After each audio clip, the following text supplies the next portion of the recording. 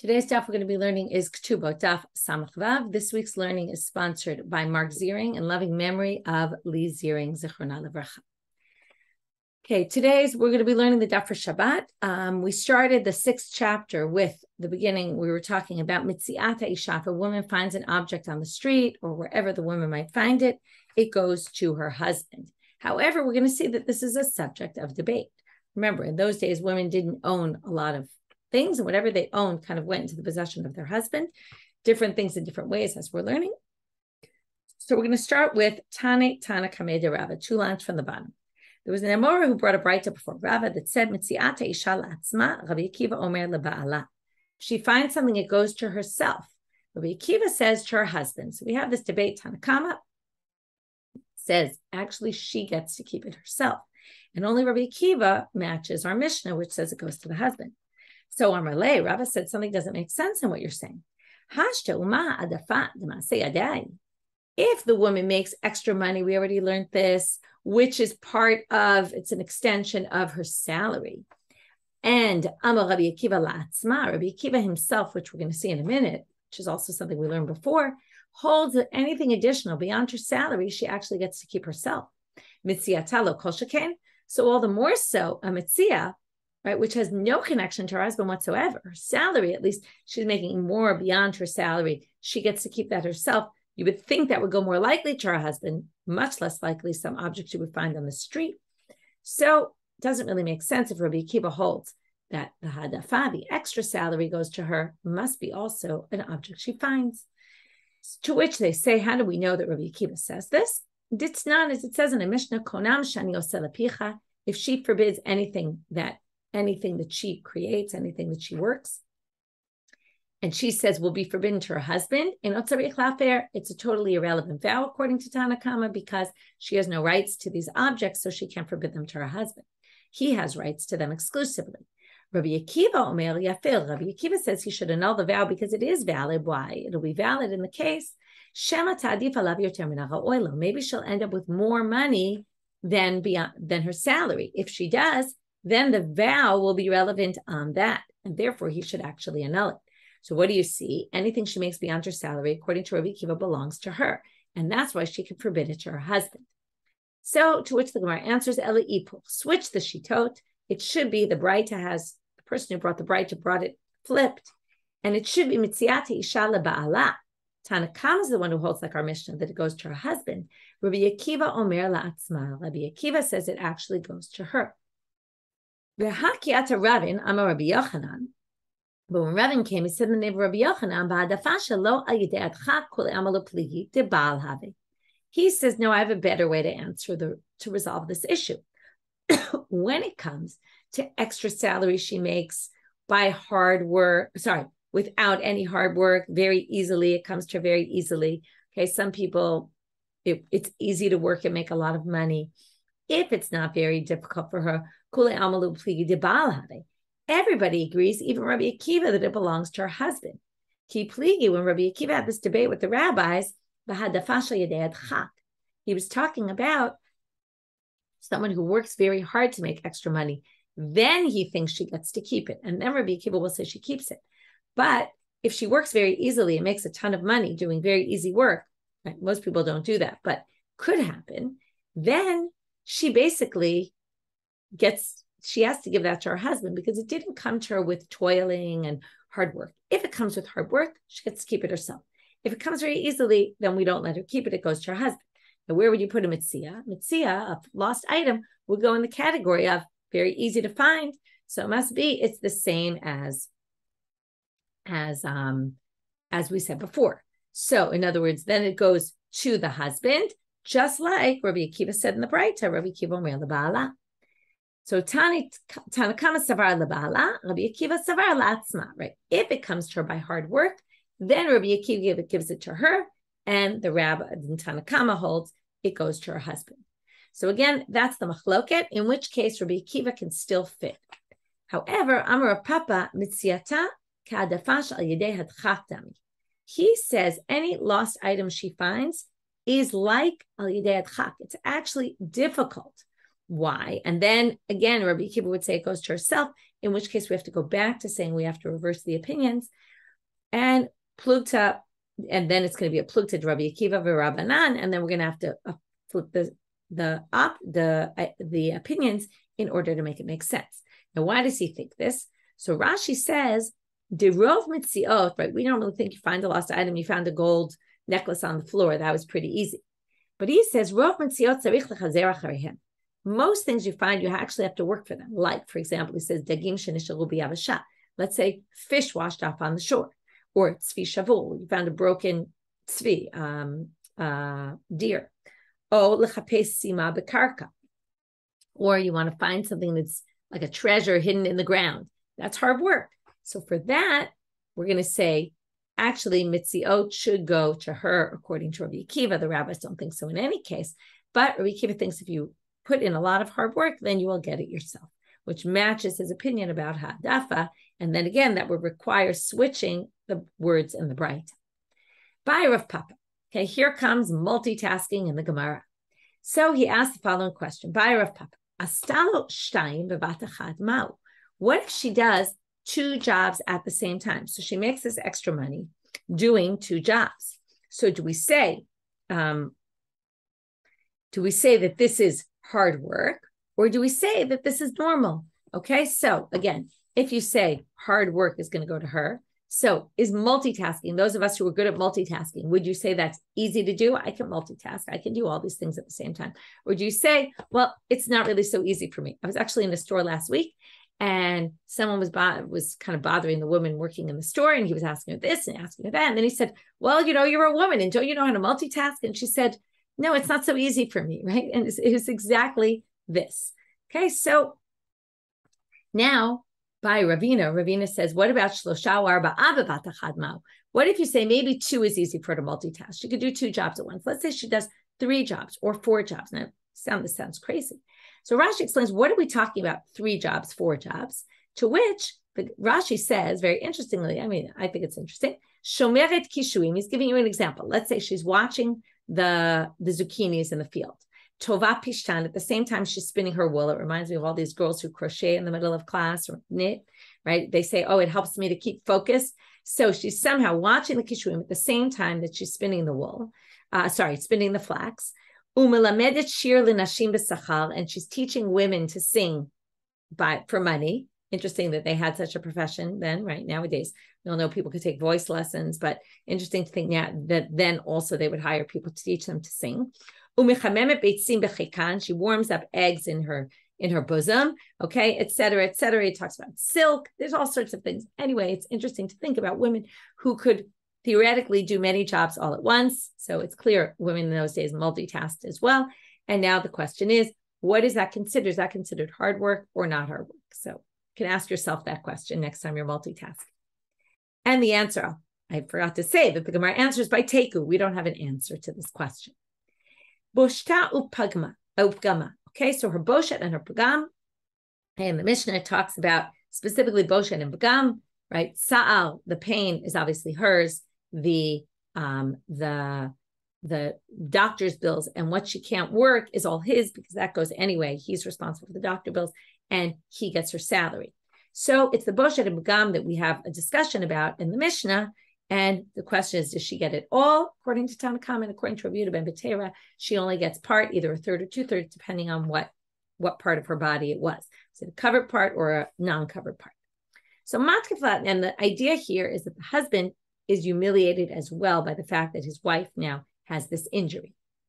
Matkefla Rabba bar Yochanan. They're going to ask all sorts of questions, and they're going to compare the situation. And I want to say the situation and not the woman, but compare the situation to a horse, to clothing. Okay, you might say, what do you mean? Compare a woman to a horse, compare a woman to a piece of clothing.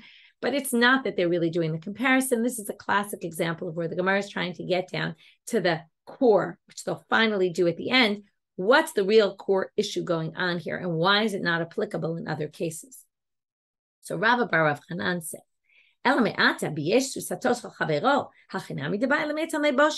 if I humiliate someone else's horse, okay, give him a big injury that's going to make the horse embarrassed to walk around like that, and it's your horse, and that reflects on you as well, because you're, let's say, riding your horse, do I have to pay you boshet? To which they answer, and clearly not. So why is that any different than the wife? To which they answer, Sus barboshetu. What do you mean you embarrass the horse? There's no such thing as embarrassment. Horses don't have emotions. And maybe you say they do. And one can argue that. But in the Gemara, they believe there's no such thing as embarrassment for a horse.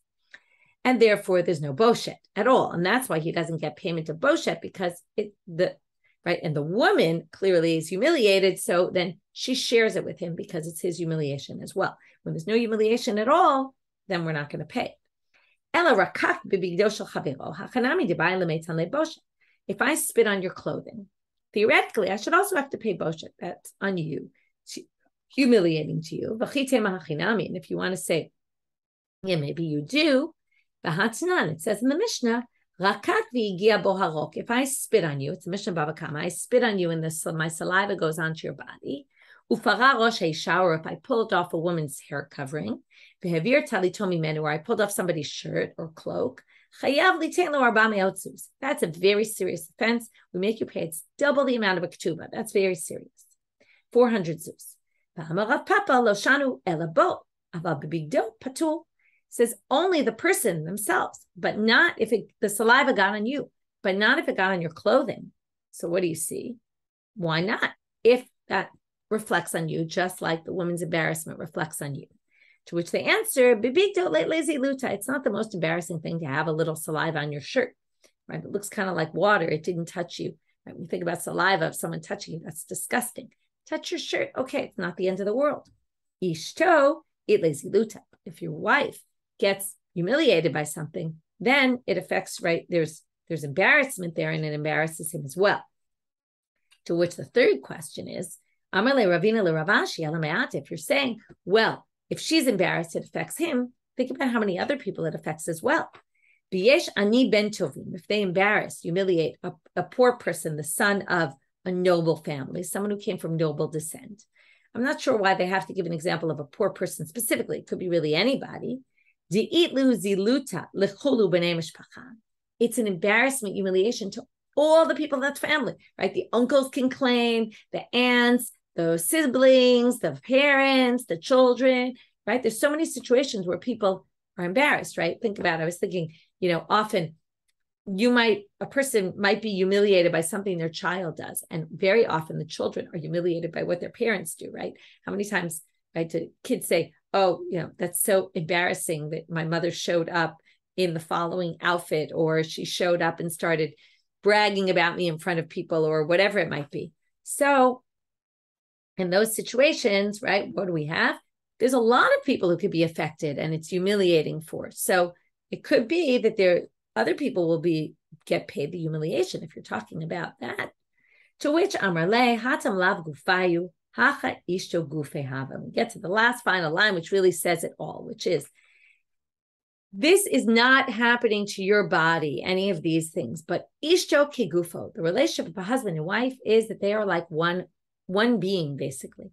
And therefore, any harm that goes to one goes to the other. And that's why the humiliation that she experiences, he gets paid for the humiliation as well, because it affects him. But we're not going to take it any farther to any other family members, and not to horses, and not to clothing and all that. It's specifically because she experiences humiliation and he experiences it with her, because they're one and the same. Okay, new Mishnah. Haposik ma'ot lechatano umet chatano. This Mishnah has 3 parts. Okay, we'll try to separate them because it'll make it easier to understand. Section 1. You agree to give, you're a man, you agree to give a nedunya to your son-in-law, okay, a dowry, umet chatano, but before the wedding happens, he dies. And she falls to yibum, to the brother, because they don't have children. I wanted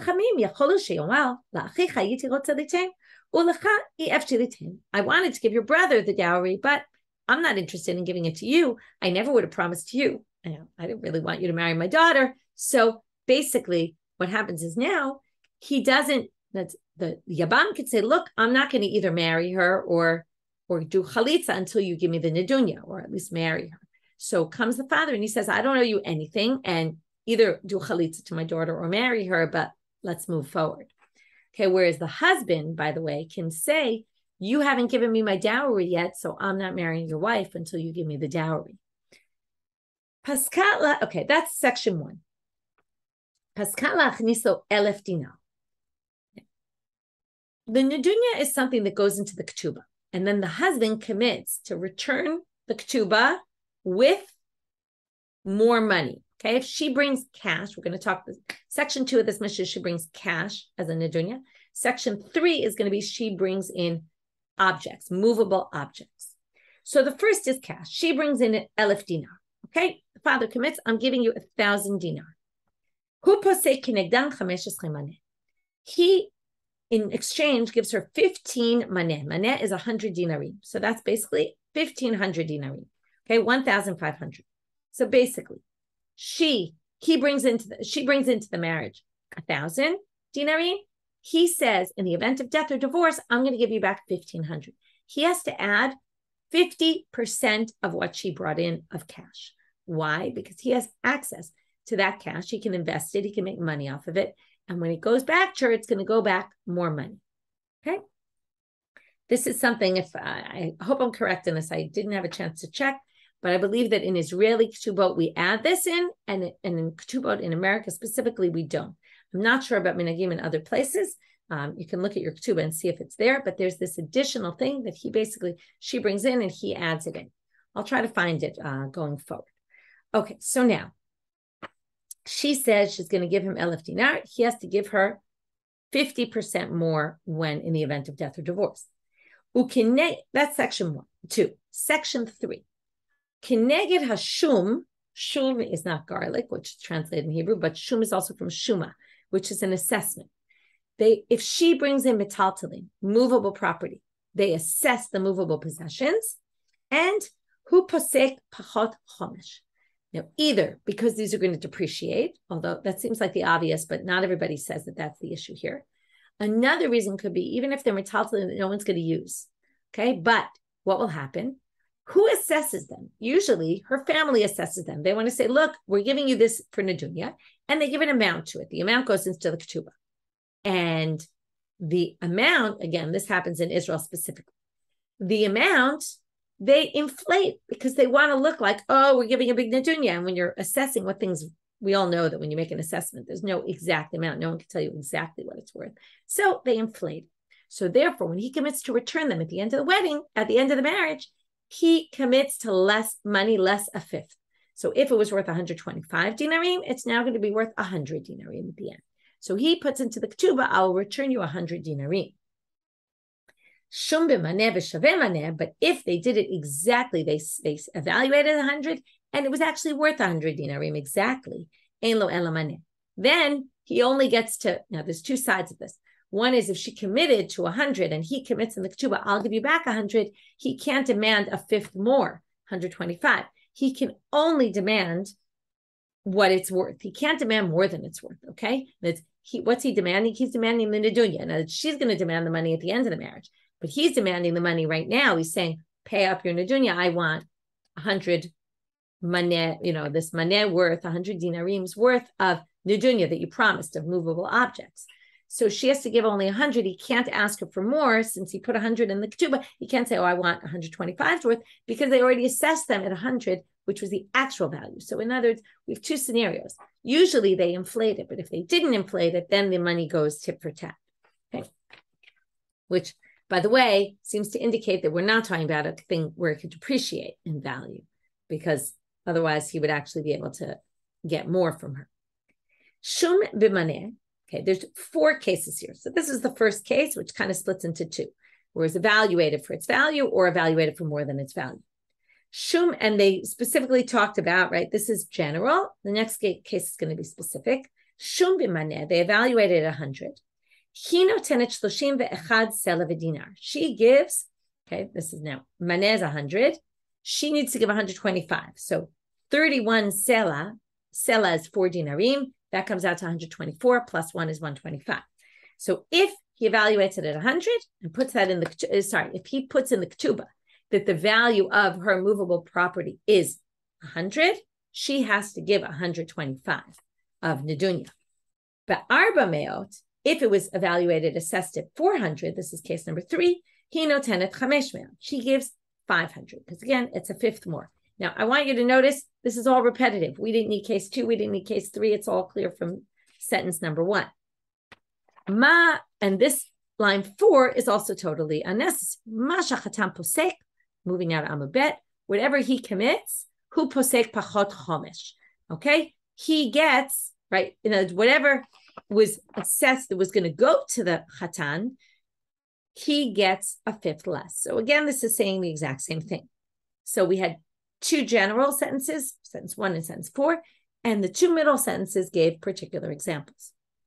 Tanu Rabbanan. So the Gemara starts off with the Breita.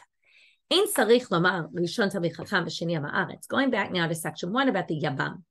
So if the father says, I didn't want you, I wanted the one who was supposed to marry her who died, obviously you don't need to say this in a case where the first one was a tamid chacham, was a real Torah scholar, and sheni ha'ma'aretz. And the second was an ha'ma'aretz who doesn't really, right, keep the halachot in the same way as the rabbis did, or students. El afilu, but even in a case where rishon ha'ma'aretz v'sheni tamid chacham, even if the second one was by the rabbi standards better, as he was a tamid chacham, still yachol lomar la'achicha yiti rotzeh liten l'cha ef sheliten. Still the father could say, listen, I promised the niduni to this guy, okay? Even though you might be a tamid chacham, it's not what I wanted for my daughter. Okay, next. Paskal lachniso elef dinar. Now they're going to talk about the fact that these 4 lines are totally seemingly unnecessary. They all seem to be saying the same thing. Hainu reisha, right? That was all said already. So they're going to say 4 things basically. Tana shumaraba v'ketana shumazuta. They gave a case with a lot of money and a case with less money because they wanted to teach you, Rashi says, which is which. So the first 2 cases talk about a lot of money because the first case where it's sort of talking about the general rule, but it's referring to what was talked about previously, which is Paskal Lachnislo Elef Dinar, right? 1,000 dinar. That's a big one. Okay. So in that case, you might have thought maybe it was exaggerated even more, and maybe he has to give her even less, right? He can lower it even more, but no. The second case, Katani Shumazuta, even if it's a little bit amount, you might think when it's a little, well, the more so the women's side are going to inflate the price because they don't want to look like they're giving a teeny nadunya, so they're going to inflate the price. And even more, maybe you can deduct more than a fifth. No, it's always a fifth. Tana Shumadide, Katani Shumadida. You notice the wording in case number 1 and 4, it was hu posek, he assesses, and in case number 2 and 3, it was he has to give. Case number 2 and 3 was he notenet, she has to give. So in each case, it was the other one who did the assessing. So it's either if he assesses it or she assesses it. He did the assessment and then she has to give X amount, or he did the assessment and she did the assessment and then he has to give X amount, commit X amount in the ketuba. So they wanted to get through those cases as well to show both sides. Either which way, it's always going to be a quarter, right? You might think he less likely inflates the price, so maybe you deduct less, or she more likely, maybe she'll inflate even more, and yet still it's always a fifth. So no matter what, it's always a fifth. New Mishna. It's really a continuation of the previous. Paskal achnis lo ksafim. So now we're going back to case 2. If she agreed to give him money, sal'ana says shisha dinarim. Again, this is totally repetitive. A seller, which is 4 dinarim, will now become 6 dinarim. This is simple math, right? A 50% more of 4 is going to be 6. This seems to be some other issue, which we're going to learn what it is exactly in the Gemara. The chatan agrees to give her 10 dinarim into this kupa, some account kind of thing. We'll talk about what this is for each maneh that she brings in. So every maneh, which is 100 dinarim, he has to give a 10th of that to her. We're going to see exactly. We actually aren't going to see. Rashi already tells you that if you look in Lekupa, Bagamar Mefaresh, she ten la asara zuz l'chomaneh u'maneh meviah, and she uses it. I'll already give it away because Rashi tells us yiknu mehem b'samim l'chotz behem b'tamrukei anashim. Okay, they give her spices or perfumes. Actually, it's more perfumes. Shekach sheyaru sheisha meviah leba'ala maneh ru'uyai l'b'samim shel asara zuz. If she brings in that much money, which is a lot of money, she must be the kind of person that wears perfume and needs perfume. Remember, they didn't have showers in those days and things like that so often. So they needed perfume a lot more even than we do. The lo pershuba Mishna, now Rashi tells us, even though we're going to have this question in the Mishnah, im l'chol yom, im l'chol Shabbat, im l'chol chodesh, im l'chol shana. Is it once a day he has to give her this amount? Is it once a week? Is it once a month? Is it once a year? We don't know how often he's supposed to give her this, but it seems like he's supposed to give her something maybe once, maybe more times, maybe it's some sort of intervals. Obviously, if it's a tenth of what she brings in, then after 10 times of giving it to her, he's basically going to deplete everything he had. So it's she gave him. So it's a little bit strange. And Tosfot has some issues with this commentary and thinks that maybe it's understood a little differently. There's lack of clarity, and even the Gemara kind of asks about it. So we'll wait to get to the Gemara. Rabban Shimon ben Gamliel Omer Kol Minhag Medina. He says you go by the minhag in your place. Okay, it's all according to the custom, which sounds like he's saying you don't give that amount. Some people say no. What he's saying, he's actually not disagreeing with Tanakama. Tanakama says, if there's no minhag, then this is what you do. But if there's a custom and what's customary to do, you do what's customary. And a lot of these things go by family customs, as we've seen in the past. So the Gemara starts off and says, why are you giving us this case? The 4 dinarim and the 6 dinarim is the same, or the 1 sela and the 6 dinarim is really all the same as the 15 maneh compared to the 1,000 dinarim. So again, we're going to say Tana iska rabba, Tana iska zuta, utsricha. We want to talk about a big deal and a small deal. Why do you need them both?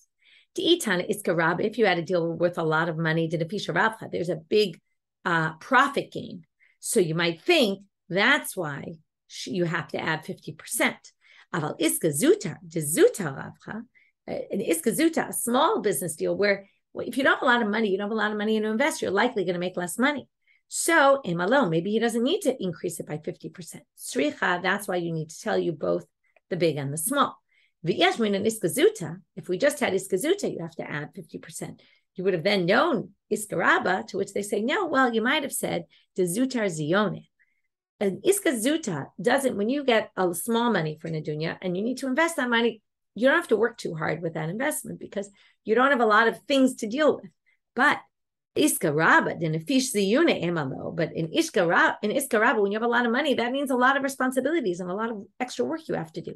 So you might think not that maybe you don't have to add the 50% because you put in so much effort to deal with all that money, in which the answer is tzricha.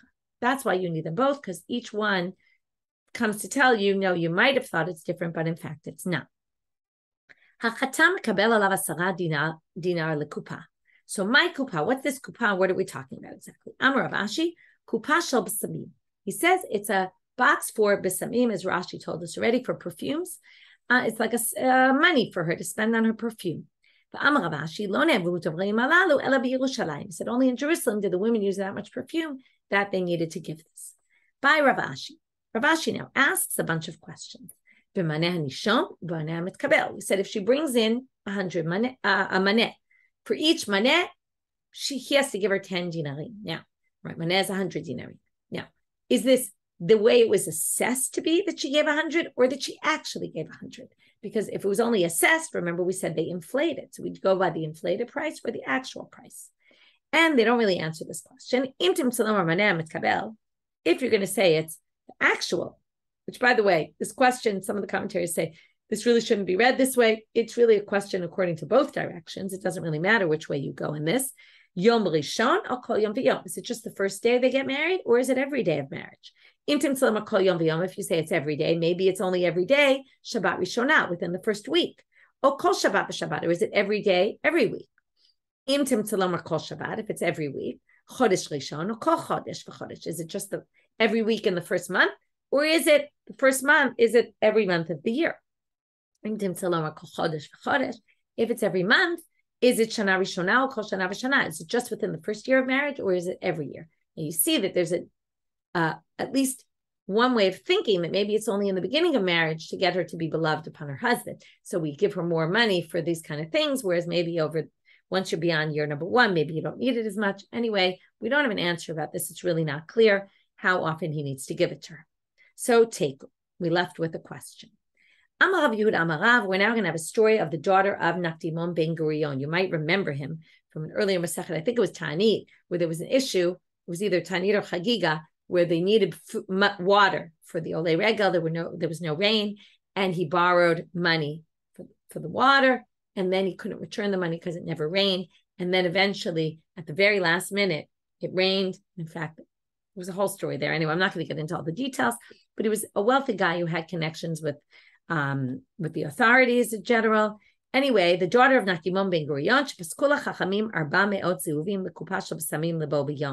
for that day, the day she got married, they said she gets 400 gold coins of b'samim. Now, you might, for perfume, you might think this is a lot. There's actually a debate about what her reaction was to the rabbis. Was she upset with them and didn't think this was enough because she was super wealthy and this isn't saying like, this is not enough for what I need? Or maybe she was saying, this is great. So two different ways of reading these next two lines. Amra lahem, kach tifseku lebenotechem. This is what you should give to your daughters, meaning, again, if it's positive what they did and it was good for her, then she's saying, this is what you should do for your daughters, right? May you be as wealthy as I am. And anuval achareha amen, and they answered amen. The second version is to say, no, why they said amen, I don't know, but that she was saying, are you going to do that to your daughters and don't give them as much as, right? Like you should, if you're going to do this to me and cheat me out of what I'm deserving of, you're going to cheat your own daughters as well. Is this how you would treat your daughter? So, and then they said amen. I'm not really sure why they said amen to that according to that reading, but there are people who read it in that way. Next, Tanu Rabbanan. If we're already on the daughter of Nakdimon ben Gurion, we're going to hear another story about her as a slew of stories about the destruction, how bad things got in Jerusalem and how much poverty there was. Rabban Yochanan ben Zakai, right? He lived through the Churban. Shaya rochev, to the destruction of the temple. Shaya rochev al chamor, he was riding on a donkey. Vaya yotzemi Yerushalayim, perhaps he's even leaving as the city is being destroyed. Vayu talmidim alchim acharav, his students are following him. Students will appear later in the story. Ra'a riva achat shaytam alaketet tzorim miben glalei behemtan shel harabiyim. He saw a young girl who was walking in. She was basically gathering barley from the dung of the animals. Okay, from the dung of the animals of the Arabs. Okay, so she's now eating, right, like partially digested barley from the dung of the animals. Absolutely disgusting. This is obviously an extreme story about how bad things had gotten. As soon as she saw him, she basically had no clothes even to cover herself, so she covers herself with her hair and stands before him. Amralo, Rebbe, Parnaseni, she says, please, give me some food to eat. He says, Amarla, biti, miat, who are you? Amralo, bat Nakdimon ben Gurion. She says, I am the daughter of Nakdimon ben Gurion. Amarla, biti, mamancha bet avich, hechanalach. Says, what happened? Your father was so wealthy. Where did all his money go? Amralo, Rebbe, lo keden matli matla b'Yerushalayim. Is it not like this that they give the following parable in Jerusalem? Melach mamon chesed. Okay, the salt to money, salt keeps your food to stay longer, right? Especially without refrigeration. That's how they would keep their food, with salt. So what keeps your money going the way salt does to food? Chesed. Taking away from your stuff and giving it to others. Tzedakah, basically. And my father didn't give tzedakah. Amrela, some people say chesed. It's chesed that keeps your money going if you do chesed. And right, kind acts to people. And my father didn't do that. Now, it's very strange because the story I told seemed to indicate he did do things for the community and other sugyot as well. So, and we're going to even have a question of that at the end of today's talk. What about your father-in-law's house? What happened to his money? He was also wealthy, and he promised you stuff in the ketuba. All of it got mixed up, and basically it all got lost, destroyed or used up or whatever it might be. Amralo, she says to him, Rebbe, do you remember signing on my ketuba? So I remember, he says to his students, it was a very memorable ketuba. You'll see why in a minute.